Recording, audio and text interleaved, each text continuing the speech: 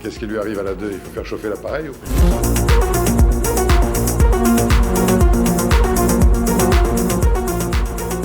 Aujourd'hui, on a un gouvernement puéril,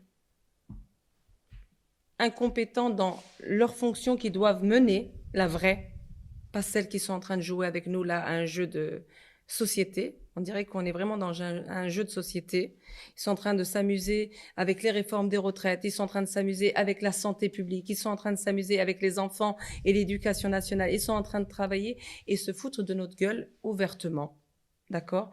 Quand on voit qu'on a quand même un président qui met de l'huile sur le feu volontairement, je dis bien volontairement, et qui sourit, qui dit, bah, s'il y en a un qui est coupable, qu'on vienne me chercher, mais il est jamais là, ou toujours entouré, bien entouré, donc on aimerait bien aller discuter avec lui, malheureusement.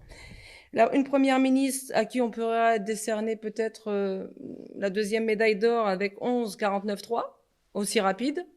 D'accord? On se rappellera toujours de Madame quand même Borne avec quand elle était ministre du Travail, hein, les catastrophes qu'elle nous a fait.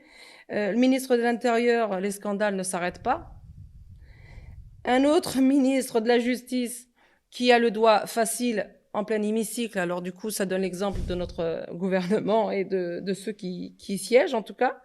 Entre une autre, Madame Chapia, qui était ministre de la Culture, aujourd'hui, elle est secrétaire d'État chargée de l'économie sociale et solidarité. Donc le social, solidarité, ils se sont assis dessus, qui pose en Playboy.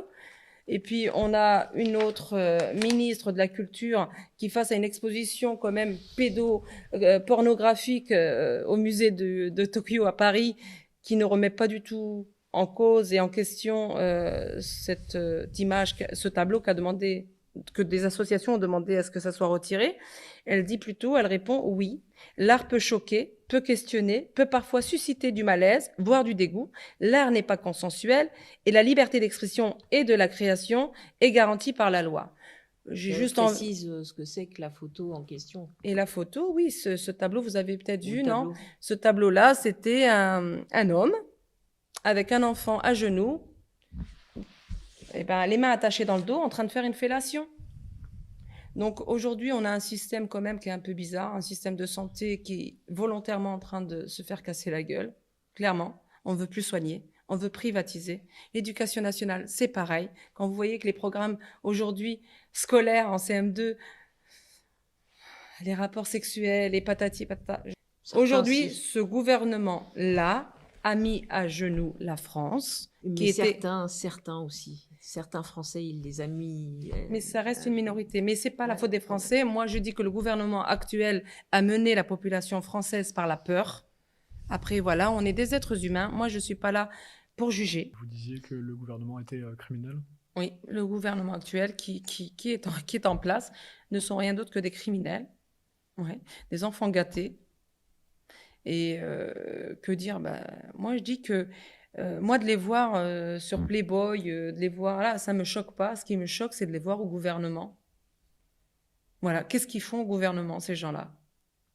Alors que je prends Madame Playboy, elle était ministre de la Culture, mais n'oublions pas que pendant la Covid, on a empêché ces enfants d'aller à la médiathèque, d'aller au cinéma, d'aller au sport. Où est la culture? En fait, ils n'ont pas leur place. Je pense, moi, oui, qu'il faudrait complètement changer ceux qui sont en place, les dégager à coups de pied dans les fesses, hein, clairement, honnêtement, et de reprendre un gouvernement qui est à l'image de la population, de toute la population, et qui fasse leur travail. Je veux dire, aujourd'hui, on ne va pas chercher des poux en Russie, en Ukraine, alors que ta propre population, elle est en train de survivre. Moi, je pense que la population doit reprendre sa place dans la cité. Oui, honnêtement. On n'est pas plus con que Macron. Hein.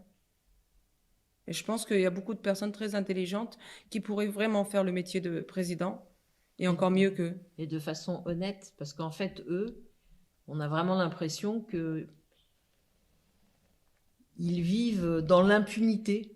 C'est-à-dire que ils sont redevables de beaucoup de choses vis-à-vis des Français, mais rien à faire. Ils se pensent intouchables et j'espère bien effectivement qu'une fois que tout sera fini, par exemple avec le collectif, on arrive par la loi à effectivement les mettre devant leurs responsabilités.